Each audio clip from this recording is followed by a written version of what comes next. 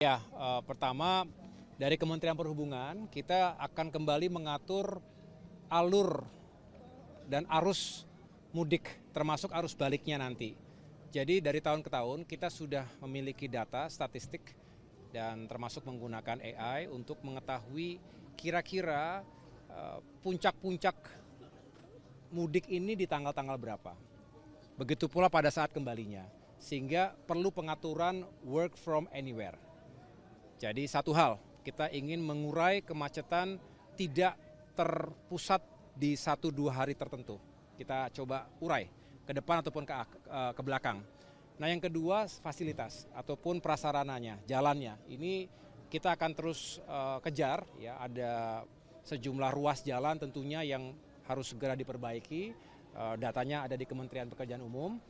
Yang paling penting ini kita pastikan agar jalur-jalur utamanya dulu termasuk arteri-arterinya ya yang juga harus diperbaiki. Kemudian rest area juga perlu disiapkan karena biasanya kita mengantisipasi kelelahan, kejenuhan para pengemudi, apakah itu pengemudi kendaraan umum maupun kendaraan pribadi.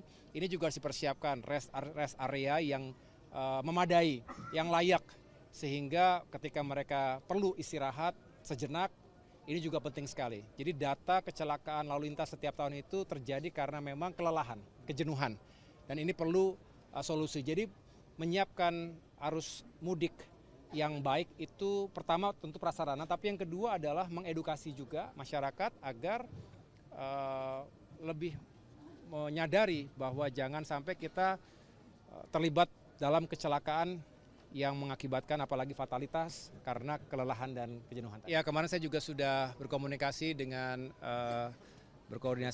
Kementerian Perhubungan, Pak Menhub juga sudah melakukan aksi-aksi, artinya dengan Kereta Api Indonesia kita juga mengharapkan ada perkuatan-perkuatan agar tidak ataupun bisa mencegah terjadinya kejadian serupa, ya, banjirop, kemudian menghentikan ruas-ruas kereta termasuk akhirnya banyak yang di-cancel, termasuk tentunya mempengaruhi yang namanya on-time performance. Nah disinilah kita berupaya memang faktor yang sangat berpengaruh tentunya cuaca. Cuaca ekstrim ini memang akhirnya menjadi ancaman yang paling nyata dalam transportasi, baik di darat, laut, termasuk udara tentunya. Dan sekarang masuk ke kereta. Jadi ini kita berharap agar secara infrastruktur kita perkuat, kita mencegah.